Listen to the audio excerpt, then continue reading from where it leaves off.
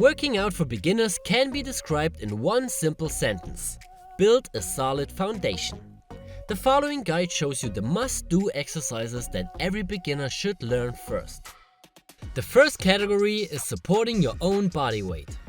Support holds are a necessary requirement for many exercises like knee raises, dips, push-ups, and so on. The special thing about support holds is that you are doing it with straight arms and that you can support yourself in many different positions. Here we got the horizontal front support, horizontal side support, horizontal back support, vertical support, and vertical overhead support. All these exercises target different muscles but have one thing in common. You need basic core, shoulder, and scapular strength. The difficulty of the hold can vary, depending on the joint and body position. It's also a huge difference if you support yourself on a stable ground or an unstable tool like rings. Rings are more for intermediates, so stick to the floor or rigid bars in the beginning. We still suggest learning and improving yourself in all of these positions to build an evenly trained body as well as a stable and mobile shoulder joint. All of these and also the following exercises can be found in our comprehensive online courses you can find on calimove.com. So if you are looking for a day-by-day guide to progress fast, make sure to check our offers. The next category is hanging. Here you have to distinguish between an active and a passive hang. In the passive hang, you just hang from the bar without any kind of active shoulder or shoulder blade work.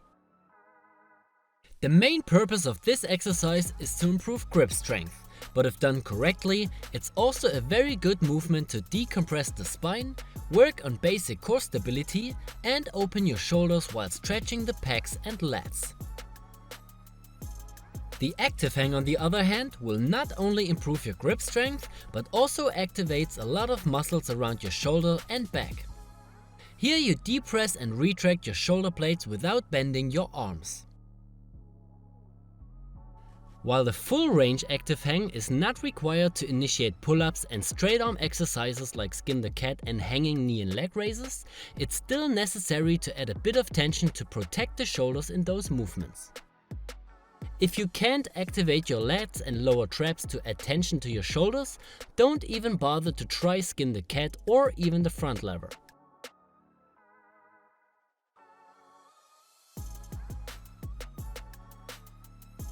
The full range active hang is still a very good exercise to work on those muscles and is very important to build up strength in this area. All straight but also bent arm pull movements benefit from this exercise. The next category is bent arm push, and here it's quite simple. Do regular push-ups. Push-ups are the easiest bent arm push exercise and can easily be adapted to your level.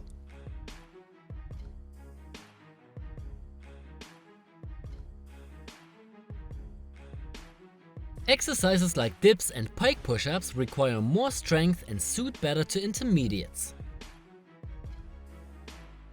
If there's bent arm push, there's also bent arm pull. From our experience, we know that pull-ups are the most favorite exercise in this category. Nearly every beginner wants to learn pull-ups, and while it's possible to work with easier progressions like band or feet assisted pull-ups, we still suggest prioritizing body rows for a while. Rows simply offer more precise progressions, and it's also easier to learn the right technique and focus on important back muscles like the rhomboids, the middle traps, and even the rear delts instead of the lats only. The next category is about the lower body and knee dominant exercises. Here it's no surprise that we suggest squats and lunges. Squats work with both legs at the same time, while lunges emphasize different positions for each leg. The biggest benefit of lunges is that it can help correct strength imbalances between both legs. Most people have dominant and non-dominant sides. So when performing exercises like squats, in which both legs are involved at once, it's really hard to tell which side is exerting more effort. Eventually, your dominating side will continue to get stronger and the weaker side will remain weak. Lunging is the best way to overcome this problem. Squats are still one of the best lower body exercises and should be part of every beginner workout routine. Once you are able to do a lot of clean squats, you can try harder single leg knee dominant variations like the Bulgarian split or even pistol squats. The last category is also about the lower body, but this time it's hip dominant. Here we suggest any kind of hip thrusts or glute bridges.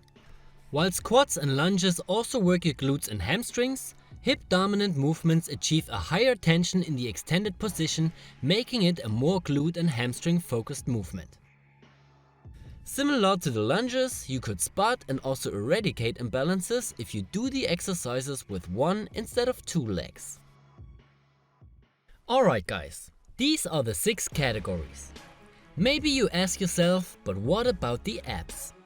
Well, in our experience, people tend to overvalue ab training even if they already train their abs in most of these 6 categories.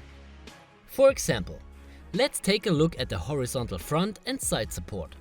This is nothing more than a plank or side plank and will already work your abs very well.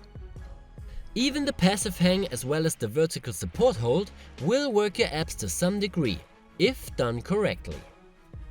If you have no problems with basic support exercises, we suggest harder plank variations, hanging and supporting knee raises, as well as the hollow body crunch. Like already mentioned, you can find all of these exercises in our workout programs as well. Every program comes as a step-by-step online course with high-quality videos and everything you need to progress fast. If you have any questions, feel free to leave a comment. Please don't forget to like, subscribe and activate the notifications. My name is Alex and I'll see you in the next video.